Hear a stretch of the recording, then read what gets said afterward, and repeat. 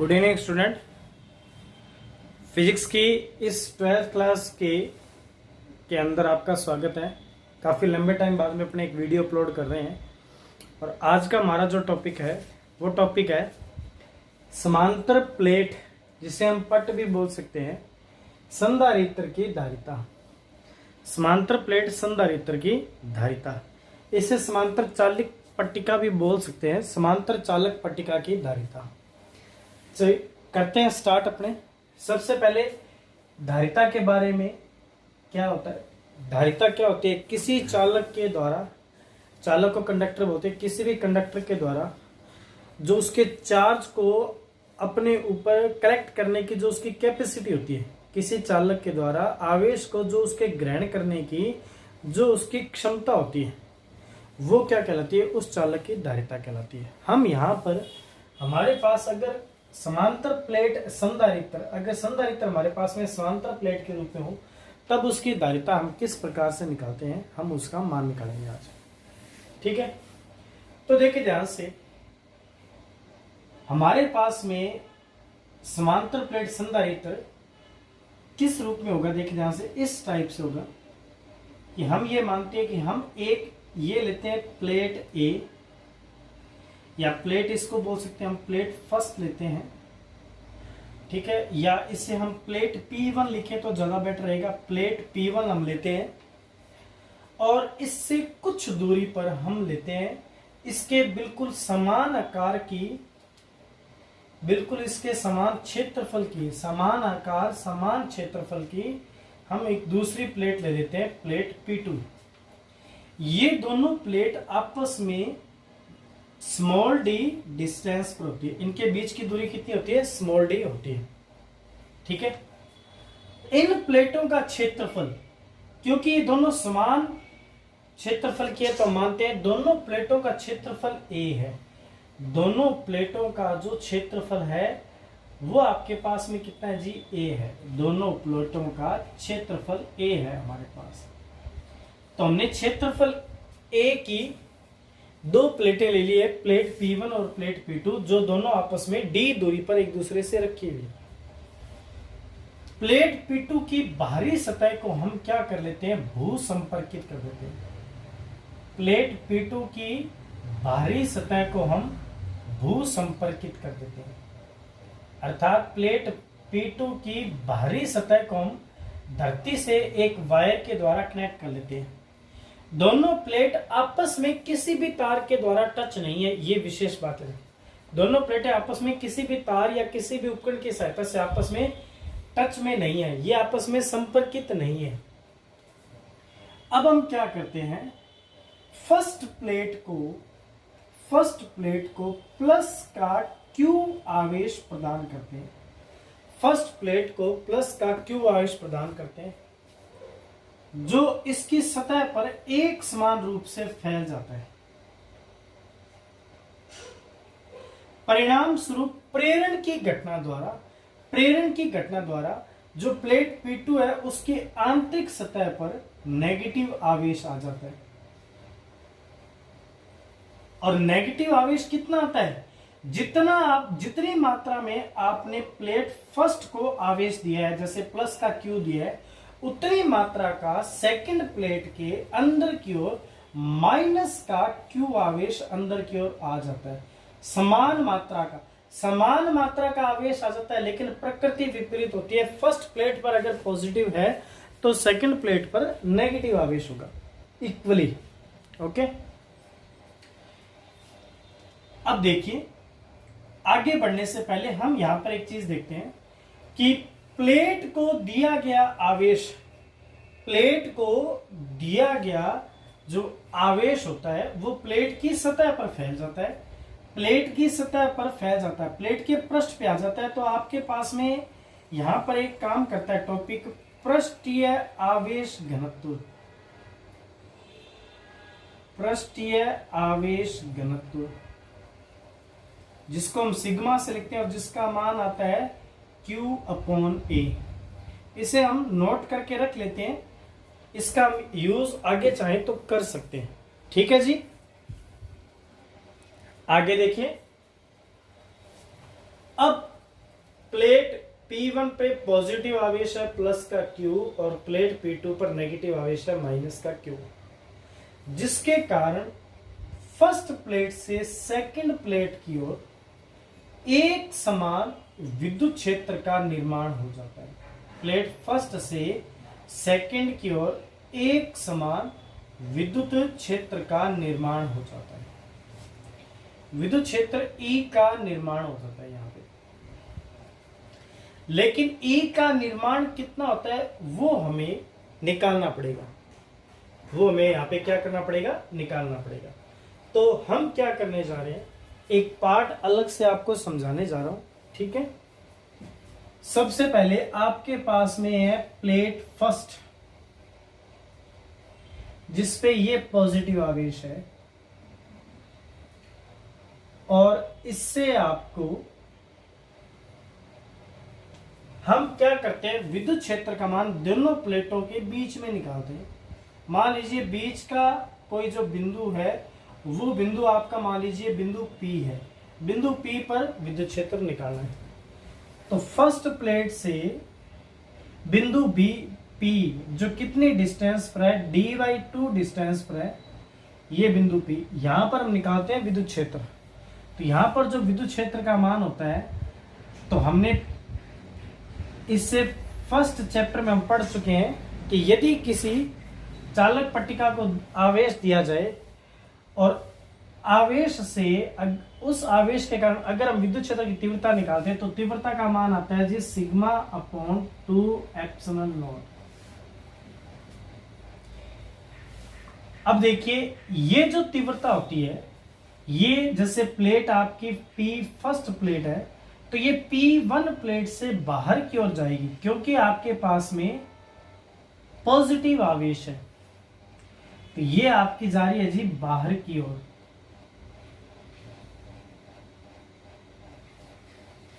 उसी टाइप से आप देखेंगे कि इस तरफ आपके पास में है जी नेगेटिव प्लेट, जिसपे नेगेटिव आवेश है। इससे आपको बिंदु P बीच में है, d/2 डिस्टेंस यहां पर है। अब इसके कारण जो आप तीव्रता निकालोगे, तीव्रता का मान दोबारा आपके पास में आएगा σ/2 एप्सिलॉन नॉट। परंतु इसकी दिशा देखिए, ये जो दिशा थी P1 से P की ओर थी, P1 से P की ओर देखा जाए तो प्लेट से राइट साइड में जा रही है। और ये जो दिशा है, क्योंकि सेकंड प्लेट P2 पर नेगेटिव आवेश है और नेगेटिव आवेश के कारण तीव्रता अंदर की ओर होती है, तो ये जा रही है P से P2 की ओर। तीव्रता जा रही है P से P2 की ओर। डायग्राम में स्पष्ट है कि दोनों तीव्रताएं एक ही डायरेक्शन में है। तो बिंदु P पर कुल तीव्रता, बिंदु P पर कुल तीव्रता E का मान किसके बराबर होगा, क्योंकि दोनों तीव्रताएं एक ही डायरेक्शन में, प्लस के कारण राइट साइड में और नेगेटिव के कारण भी राइट साइड में जा रही है, तो दोनों एक ही डायरेक्शन में, तो ये जुड़ जाएगी आपस में। तो σ/2 epsilon naught plus σ/2 epsilon naught, तो तीव्रता का मान आता है जी σ/एप्सिलॉन नॉट। दोनों को आप ऐड करके देख सकते हैं, टोटल आंसर रहेगा σ/एप्सिलॉन नॉट। और ये जो तीव्रता है, ये प्लेट P1 से P2 की ओर आपको प्राप्त होती है। ये तीव्रता प्लेट P1 से P2 की ओर प्राप्त होती है। आप चाहें तो ये स्टेप दिखा सकते हैं, नहीं तो आप डायरेक्ट लिख सकते हैं कि चालक प्लेट के कारण, चालक प्लेट के कारण या आवेशित चालक प्लेट के कारण, आवेशित लिखिए, आवेशित चालक प्लेट के कारण बिंदु P पर कुल तीव्रता E बराबर आती है σ/एप्सिलॉन नॉट P1 से P2 की ओर। ठीक है जी। एक्स्ट्रा को हमें हटाना पड़ेगा, रिमूव कर देते हैं हम। उसके बाद देखिए यहां से बिकॉज ऑफ सिग्मा का मान आपके पास में है Q अपॉन A। अभी मैंने आपको कहा था कि पृष्ठीय आवेश घनत्व काम में आप ले सकते हैं, तो सिग्मा इक्वल टू होता है Q अपॉन A। तो सिग्मा का मान पुट करेंगे तो E इज इक्वल टू आएगा Q upon A epsilon not. आप वेक्टर का इस्तेमाल करें या ना करें कोई प्रॉब्लम नहीं है, विद्युत क्षेत्र की तीव्रता का मान आपके पास में ये प्राप्त हो जाएगा। उसके बाद अब आपने देखा कि प्लेट P1 पे आपने पॉजिटिव आवेश दिया, प्रेरण के कारण P2 पर आंतरिक सतह पर नेगेटिव आया, बाह्य सतह पर पॉजिटिव आया। क्योंकि बाहर से ये भू संपर्क की थी, ये धरती से टच थी, तो आपने क्या किया, इसमें क्या हुआ कि प्लेट P2 का बाहरी आवेश पृथ्वी में चला गया, तो P1 पे पॉजिटिव, P2 पे नेगेटिव रह गया। P1 पे पॉजिटिव आवेश के कारण तीव्रता कितनी आती है, sigma upon 2 epsilon not. P2 पे नेगेटिव के कारण आती है सिग्मा अपॉन 2 एप्सिलॉन नॉट। दोनों ऐड होकर टोटल तीव्रता कितनी में आती है, sigma upon epsilon not. Sigma क्या होता है, पृष्ठीय आवेश घनत्व होता है Q अपॉन A। तो सिग्मा का मान पुट कर दिया हमने Q upon A epsilon not. ठीक है, दोनों प्लेटों के मध्य आपने देखा कि विद्युत क्षेत्र स्थापित हो चुका है। दोनों प्लेटों के मध्य विद्युत क्षेत्र स्थापित हो चुका है, तो दोनों प्लेटों के मध्य विद्युत क्षेत्र के कारण विद्युत विभव आपको निकालना है, विद्युत विभव। तो हम जानते हैं कि विद्युत क्षेत्र की तीव्रता जो E बराबर होती है वो होती है V अपॉन D। V यहाँ पे विद्युत विभव होता है, तो यहां से V का मान निकालेंगे तो आपके पास में आंसर आएगा E इंटू D। ये होता है जी, अगर किसी D दूरी में, D दूरी हो सकती है, R दूरी हो सकती है, X दूरी हो सकती है, उसमें विद्युत क्षेत्र E लगा हुआ है जिसका मान है सिग्मा अपॉन एप्सिलॉन नॉट। तो विद्युत क्षेत्र का तीव्रता का विद्युत विभव का मान V बराबर होता है E इंटू D। अब ये कैसे बनता है, ये और थोड़ा सा आपको बता देता हूं। क्योंकि हम जानते हैं कि विद्युत क्षेत्र की तीव्रता E बराबर होती है KQ अपॉन R स्क्वायर। तो E बराबर KQ upon R into 1 upon R। आप क्या कर सकते हो, R स्क्वायर को R इंटू R में डिवाइड कर सकते हो। तो E इक्वल टू, ये क्या है फर्स्ट राउंड में, तो ये देखिए आप, ये होता है R दूरी पर विभव का मान, ये है जी विभव का मान इंटू 1 अपॉन R। तो यहां से V का मान निकलेगा E इंटू R। R किस रूप में काम करती है, डिस्टेंस के रूप में, दूरी के रूप में। तो R यहाँ पे दूरी के रूप में, और आपने देखा कि यहाँ पे दूरी के स्थान पे R के रूप में हम D को इस्तेमाल कर रहे हैं। तो V बराबर में R दूरी की जगह कितनी डिस्टेंस आ जाएगी, D दूरी। तो ये हो गया जी विभव का फॉर्मूला। तो अगर विद्युत क्षेत्र E D डिस्टेंस में काम कर रहा है तो विभव V का फॉर्मूला E इंटू डी होता है। अगर R दूरी में काम कर रहा है तो E इंटू R होता है। बनता इस प्रकार से फॉर्मूला है, अच्छे तरीके से आराम से देख लीजिएगा कि विद्युत क्षेत्र E का मान आप जानते हो KQ अपॉन R स्क्वायर होता है। अपॉन के R स्क्वायर को upon R into 1 upon R, दो हिस्सों में आप अलग अलग सेपरेट कर सकते हो। ये फर्स्ट जो बन गया KQ अपॉन R, ये विभव का फॉर्मूला होता है इंटू 1 अपॉन R। यहां से V का मान निकालोगे, R का क्रॉस मल्टीप्लाई कर दोगे E इंटू R। तो V इज इक्वल टू, अगर R डिस्टेंस को आप D डिस्टेंस से कन्वर्ट कर देते हो तो V बराबर आ जाएगा E इंटू डी। तो ये हमने फॉर्मूला लिया है कि दोनों प्लेटों के कारण विद्युत के मध्य विद्युत क्षेत्र के कारण विद्युत विभव का मान होता है, ठीक है, विद्युत विभव, ठीक है, किससे, विद्युत क्षेत्र की तीव्रता के सूत्र से। तो विद्युत क्षेत्र की तीव्रता का सूत्र E बराबर होता है V इंटू 1 अपॉन R। तो यहाँ पे E बराबर लेंगे V अपॉन D, तो V बराबर ले लेंगे E इंटू डी। E का मान हम पुट करेंगे, E का मान रखेंगे, E का मान रखने पर तो V बराबर में आ गया जी, E का मान पुट करेंगे अपने, तो Q upon A epsilon naught into आ गया जी 1 इंटू आ गया आपके पास में D।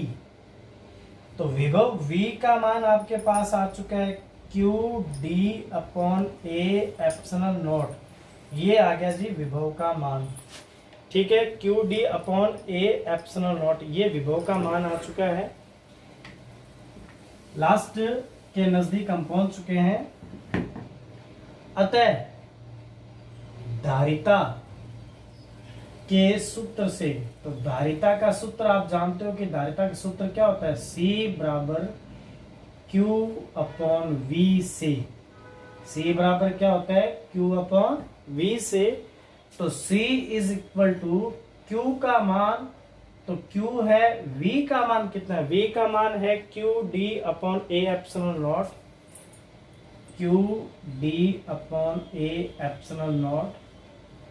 Q से Q आप कैंसिल आउट करोगे, Q से Q कैंसिल आउट करोगे तो C is equal to Q से Q को आप कट कर सकते हो, A एप्सिलॉन नॉट ऊपर चला जाएगा, तो epsilon naught A upon D।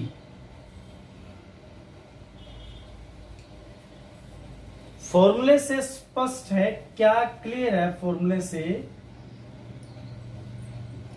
यहां तक आप कह सकते हो कि ये आपकी समांतर प्लेट संधारित्र की धारिता आ चुकी है। समांतर प्लेट संधारित्र की धारिता, फॉर्मूला कंप्लीट हो चुका है, लेकिन कुछ इसके स्पेशल पॉइंट हम कह सकते हैं, कुछ विशेष बातें दो तीन, तो वो क्या हो सकती है, देखिए ध्यान से। फॉर्मूले से स्पष्ट है, क्या स्पष्ट है फॉर्मूले से, कि आप प्लेटों का क्षेत्रफल तो नहीं बढ़ा सकते, और एप्सिलॉन नॉट वायु निर्वात की विद्युतशीलता है उसे भी नहीं चेंज करेंगे, लेकिन डी डिस्टेंस आप चाहें तो प्लेटों को थोड़ा दूर कर सकते हैं, थोड़ा क्लोज ला सकते हैं, मतलब डी डिस्टेंस को आप आगे पीछे कर सकते हैं। तो फॉर्मूले से क्लियरली ये मेंशन है कि सी जो होता है प्रोपोर्शनल होता है 1 अपॉन डी के, अर्थात सी जो है दूरी के व्युत्क्रमानुपाती है, प्लेटों के मध्य की दूरी के व्युत्क्रमानुपाती है। क्लियर है कि अगर प्लेटों के मध्य की दूरी को बढ़ाया जाएगा तो धारिता का मान कम हो जाएगा। सिर्फ इसका एक विशेष पॉइंट नोट, यदि वायु या निर्वात, जो आपको लिखना बड़ा आवश्यक है, वायु या निर्वात के स्थान पर कोई माध्यम लिया जाए, कोई माध्यम लिया जाए तो माध्यम की उपस्थिति में धारिता, तो माध्यम की उपस्थिति में धारिता Cm इज इक्वल टू क्या हो जाएगी, एप्सिलॉन नॉट की जगह एप्सिलॉन A अपॉन D, और हम जानते हैं कि एप्सिलॉन का मान होता है एप्सिलॉन नॉट एप्सिलॉन R। तो माध्यम में धारिता जब आप पुट करोगे तो epsilon naught epsilon R A upon D, तो Cm is equal to epsilon naught A upon D into epsilon R। तो Cm is equal to C, और ये क्या लिखोगे, निर्वात में धारिता इंटू एप्सिलॉन R। लिख सकते हैं कि स्पष्ट है कि अगर समांतर प्लेट संधारित्र के मध्य हवा या निर्वात के स्थान पे किसी माध्यम को ले लिया जाए, किसी कुचालक माध्यम को ले लिया जाए, तो कुचालक माध्यम की उपस्थिति में धारिता का मान निर्वात की धारिता की तुलना में एप्सिलॉन R गुना बढ़ जाएगा। यहां पर हमारा समांतर प्लेट संधारित्र अच्छे तरीके से पूरा होता है। कंप्लीटली वीडियो को ध्यान से देखिएगा और अच्छे तरीके से समझ के इसे नोट्स के रूप में तैयार कर लीजिए। ज़्यादा से ज़्यादा वीडियो को पसंद करिए, शेयर करिए, और जो भी आपको कमी लगे कमेंट करिए। धन्यवाद, थैंक यू।